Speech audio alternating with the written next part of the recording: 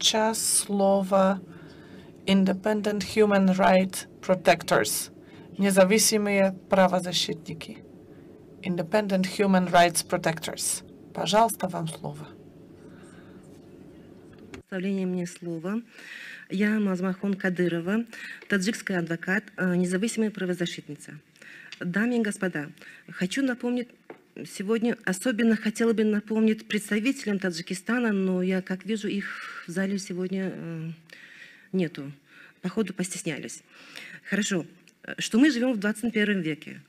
По вашим уверениям, в демократической стране граждане должны обладать всеми правами, а именно право на жизнь и свободу, труд и отдых, образование и здравоохранение, политические и гражданские права и право на критику. Но обратите внимание, где в такой стране, когда президент обращается к народу и говорит, что вы не имеете права вмешиваться в политику, а если вы будете вмешиваться, вы будете отвечать перед законом, то вы рассуждайте сами, выводы делайте сами. За последние 3 года правоохранительные органы превратились буквально в институт пыток. Если раньше права наших мужчин в основном нарушались со стороны государства, а права наших женщин нарушались их мужами и традициями, то смотрите, сейчас уже наши женщины в руках нашего правительства, а особенно в правоохранительных органах, превратились в орудие для мести.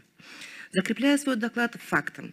Шахида Мамаджанова, мать проживающего в Германии блогера Шерзода Мамаджонова, критика. Власти суда района Исмаили Самани приговорили к 6 годам колонии по обвинению в призыве к насильственной смене государства устроить. Это за критику сына. 18 мая текущего года сотрудника ГКНБ Таджикистана задержали известную в республике правозащитницу родом из Горного Бадахшана Улфатхуну Мамадшоева. Ее обвинили в попытке государственного переворота и организации последних волнений.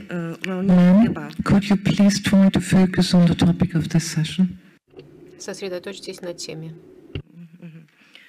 Закончится антитеррористическая операция, в результате которой были убиты как минимум 40 бадахшанцев.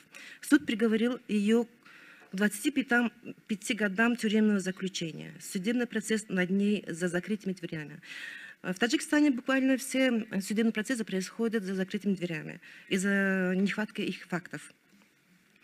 За текущий год в территории России похищали около 20 жителей Бадахшана и приговорили к разным срокам тюремного заключения. И это продолжается до сегодняшнего дня. Что я хочу сказать? Я от имени таджикского общества призываю правительство Таджикистана, особенно правоохранительных органов, соблюдать законов и конституции. Прекратить преследовать, похищать и убивать таджиков. Перестаньте фабриковать уголовные дела. Дипломаты, депутаты, защищайте права своих граждан. Стоп диктаторство. Поднимайте свои руки, свои кровавые руки со своих граждан. Я закончила. Спасибо.